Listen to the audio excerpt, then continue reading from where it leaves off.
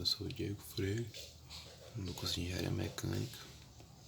Aí vou apresentar meu pré-projeto 4 da disciplina de termodinâmica. Aí começando aqui, os pontos a serem corrigidos é o diagrama P e V específico, que é possível ver os 4 pontos, né? As temperaturas e a pressão e o volume. Aí em seguida a potência PV do compressor, que eu calculei de novo e encontrei 24,69 watts. E é possível perceber que essa potência fornecida pelo fabricante é consideravelmente maior que a potência que obtivemos analisando o sistema. Isso deve ao fato de que o fornecedor deve considerar as perdas presentes no sistema, como atrito, perda de calor, entre outros. Aí aqui é o meu algoritmo dos valores que eu encontrei para chegar ao valor da potência, o meu fluxo de massa corrigido. Eu encontrei meu volume consequentemente, que eu encontrei o valor o fluxo de massa de 9,28 vezes 10 a menos 4 kg por segundo. O meu ciclo real, a diferença entre ciclos, né, Carnot e o real. Note que quando comparamos os três valores do COPE, como obtido anteriormente, ele segue essa relação, o Carnot sempre maior do que o real e o real sempre maior que o catálogo. Aí tá aí 3,21, 1,96 e 1,18. Aí no gráfico eu coloquei só para ilustrar. Tem os 4 pontos e os 4 processos. Do 1 para o 2 teve a expansão adiabática, onde tem queda de temperatura.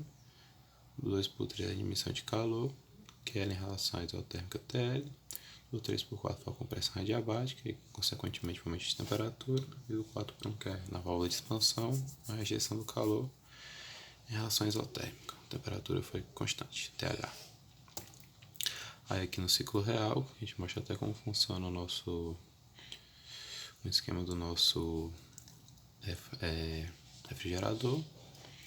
Os 4 processos, do 1 para o 2 uma compressão adiabática, um compressor, isentrópica, 2 para o 3 uma compressão isotérmica na saída do compressor, uma rejeição de calor e pressão constante no condensador no caso, do 3 para o 4 uma expansão diabática no tubo capilar e do 4 para 1 expansão isotérmica na válvula de expansão, absorção de calor e pressão constante no evaporador. É o que ocorre em cada fase. Na compressão, do 1 para o 2, na condensação do 2 para o 3, na válvula de expansão 3 para o 4 e do 4 no evaporador. Mas só um erro que no 4 não é válvula de expansão, é evaporador. Aí eu falo do fluido refrigerante, eu tenho um compressador em forma de vapor, com baixa pressão, baixa temperatura, sai do compressor com alta pressão e alta temperatura. Na condensação com alta pressão e temperatura, ele entra em forma de vapor superaquecido, logo sai com alta temperatura.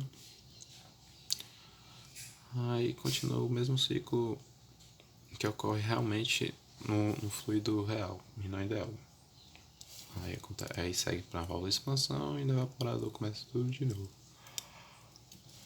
Aí aqui outra indagação, outra questão era a entropia na saída do compressor, que tem os meus valores, CPO, CP0, que era uma constante, a temperatura 1, menos 23,3 graus Celsius, T2 54,4, R que é uma constante, o S1 que é a entropia 1, que eu calculei pelo resto, achei o valor de 3,753, pressão 62,97, pressão 2 73,8, aquela fórmula, né, que é a ação da lei da termodinâmica, e aplicando a fórmula achei o valor de 3,779 kJ por kg Kelvin. Seguindo, outra forma de calcular o S2 foi pelos dois algoritmos, um utilizando a entropia no ponto 2, que é o segundo, e o primeiro utilizando a pressão no ponto 2. E no primeiro algoritmo achei o valor de 2,918 e no segundo de 3,753. Aí listando os três valores, houve uma pequena diferença entre os valores, já que o Res ele é mais exato em seus cálculos, e pela equação nós a gente considera 3 casas decimais e arredondamento dos valores, entretanto não significa que não está menos certo. Seguindo o rendimento isotrópico do compressor, eu peguei a equação, que é a razão do W isentrópico sobre o W real, que foi 85,93 sobre 149,14, que é o valor do catálogo. e dão uma eficiência de 57,6%, que é uma eficiência até satisfatória. Desse modo, apesar de trocar calor com o ambiente, já que o compressor aquece um pouco devido ao trabalho rasado, ele não é um trocador de calor como, por exemplo, o condensador. No entanto, é sim razoável admitir a entropia constante nesse projeto, já que vai aumentar a eficiência e a eficiência é satisfatória. Além disso, já foi considerado no início do projeto a entropia constante ponto 1 e 2, assim como funciona o equipamento excentrópico. Aí aqui o volume de controle, que são as formas da segunda lei da termodinâmica, né? Que considerando o sistema permanente, quer dizer que a vazão de entrada é igual a de saída. Daí a entropia em qualquer ponto do volume de controle não varia em relação ao tempo todo. Aí tá aqui a nossa fórmula, né? Somatório do ms vezes S menos o MSE, que é o de saída e entrada, né? É igual a somatório do calor sobre a temperatura mais a do gerado, a da geração. Esse processo faz de Abaique reversível, assim, sem transferência de calor acima da entropia, zero o calor, que é o Q, e a geração. Logo, a fórmula fica assim, somatório de ms vezes SS menos ME vezes SE é igual a zero. Logo, o somatório de MS e de MSE são iguais. E concluindo, nos 4 processos, essas são as equações: compressor, condensador, na válvula de expansão e no evaporador, respectivamente. Aí, outra questão é o cubo de Carnot, se comparando com o cubo da primeira e segunda lei. Aí eu calculei o COPE. O real deu 1,96 nas duas equações e o COPE de Carnot deu 3,21. E a eficiência, calculando-se 1,96 sobre 3,21, achou o resultado de 0,61, que é 61%.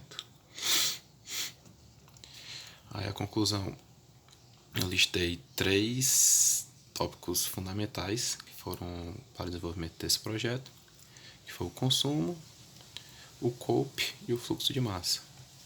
Aí o consumo, o primeiro valor do consumo foi calculado pelo trabalho do compressor e o segundo pela primeira lei da termodinâmica. E esses dois valores foram inferiores ao valor de catálogo, uma vez que o catálogo deve levar em conta atritos, pesos bancais, motor elétrico, por isso deve ser maior.